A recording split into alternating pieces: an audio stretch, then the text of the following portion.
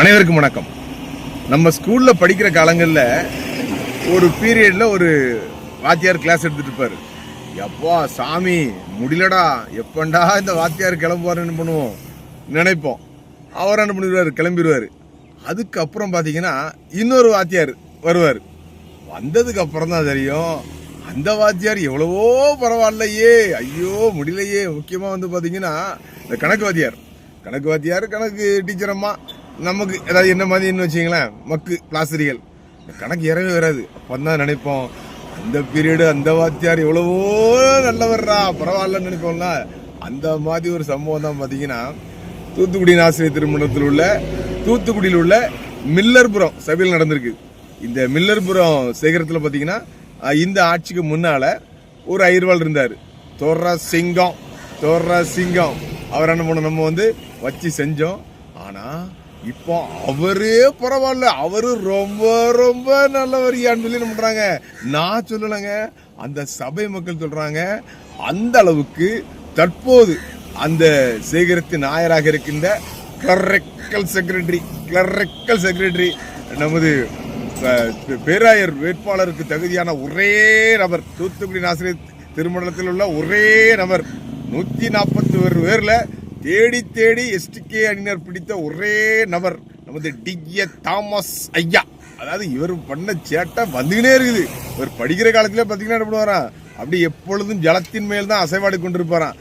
பணம் கொடுத்துதான் அங்கேயே ஜெயித்தாராம் அவர் கூட படிக்கிற பசங்களுக்கு. அப்படி பாருங்க, ஹிஸ்டரி அப்படி வண்டியா வந்துட்டு இருக்குது.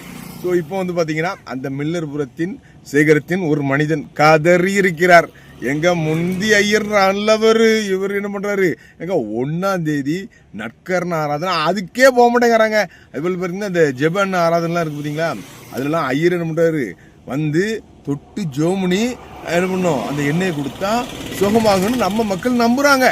நிறைய ஐயர்வாள் நிறைய பண்றாங்க, நிறைய அற்புதங்கள் நடக்குது. ஆனா அதுக்கே போறது இல்லையா.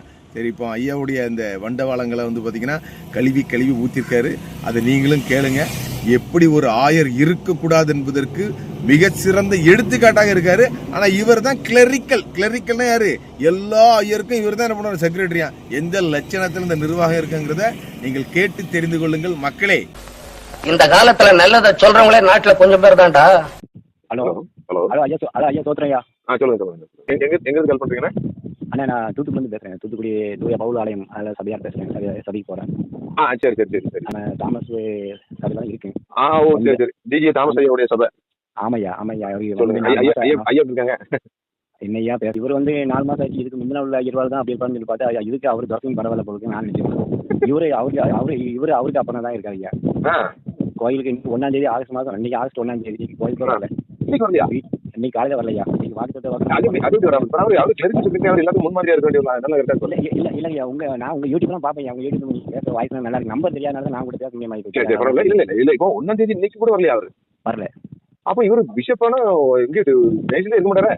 கண்டிப்பா இருக்க முடியாது. கோயில இருப்பே கிடையாது. உங்களுக்கு அவங்க ஆதரவு இருக்குன்னு கேள்விப்பட்டேன். உங்களுக்கு அப்படியா? அதெல்லாம் ஒண்ணு கிடையாது. ஒண்ணும் கிடையாது. எதுக்கு சம்பளம் எதுக்கு உங்களுக்கு கொடுத்துருக்காங்க? 1ஆம் தேதி ஆனா ஒரு நற்கரண கொடுத்து கூட சபைக்கு வரலன்னா அவர் என்ன ஆயிரு என்ன அப்படியே கேட்க மாட்டீங்க சபை மக்கள்?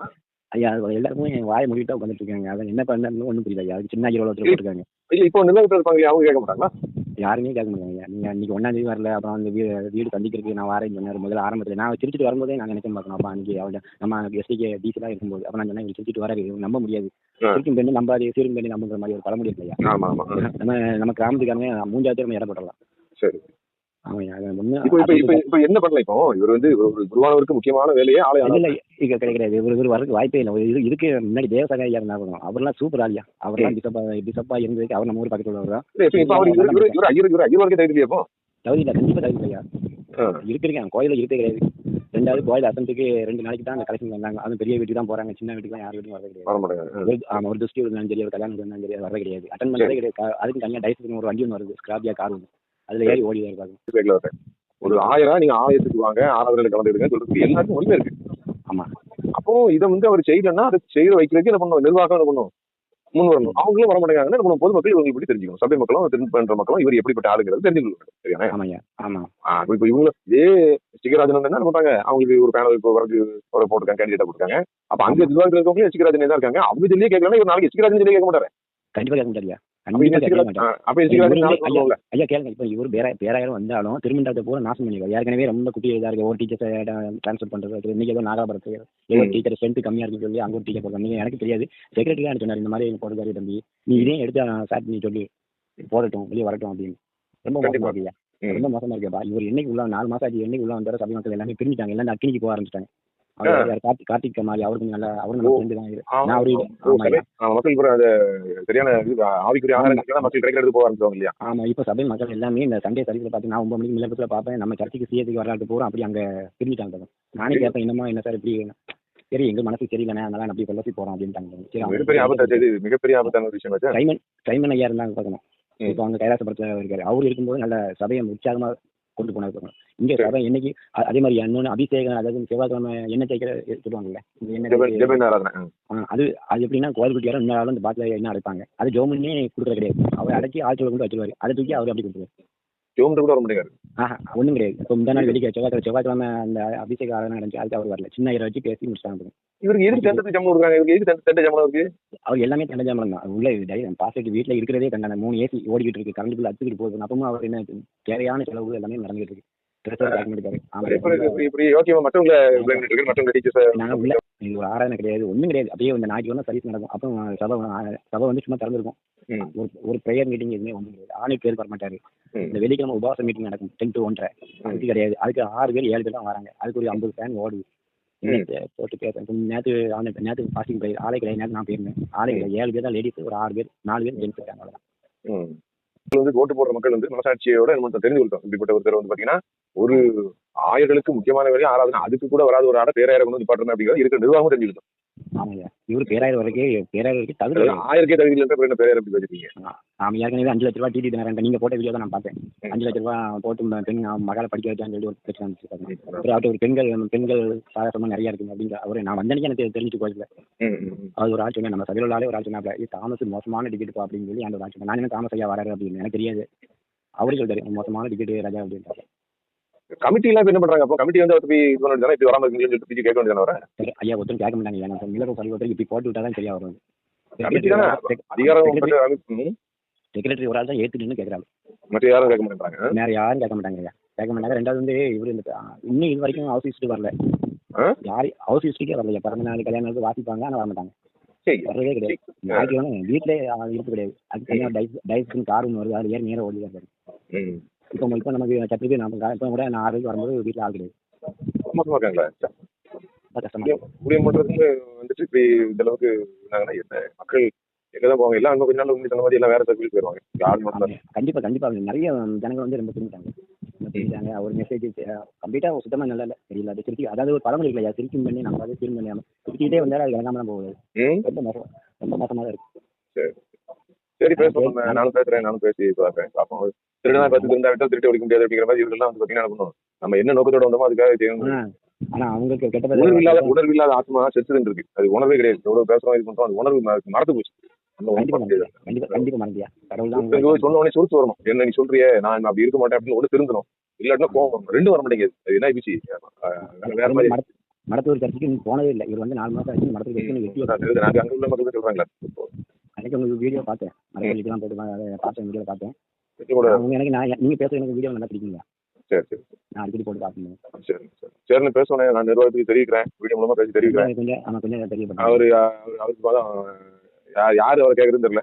இலை செக்ரட்டரி கேட்பாரா இல்லைன்னா வைஸ் சேர்மன் தான் கேட்கணும். வைஸ் சேர்மன் கேட்பாரான்னு சொல்லி பார்ப்போம். வைஸ் சேர்மன் பேசுவோம். என்ன அவர் மோசி சிவராஜ் தான் கேட்கணும். அவரும் பக்கத்துல போட்டோல உட்காந்துட்டு இருக்காரு. கூட இருக்கிறவர் இவ்வளவு தப்பு பண்றாரு, அதை கேட்க மாட்டேன்றாங்க. ஆனா ஓட்டு கேட்கறாங்க. என்ன நம்ம மனசாட்சி சொல்றோம். இவங்க இப்பவுமே இப்படி இருந்தா இப்ப பேர இவங்க வந்தாங்கன்னா அவங்க இன்னும் கொஞ்சம் வந்து பார்க்கவே முடியாதுயா. ஆமா, எல்லாம் அப்படி எங்கேயாவது பாரிட்டு போயிருவாங்க. இப்பவுமே சபை கவனிக்காதவங்களை வச்சு என்ன பண்றது? சரி பேசுவோம்.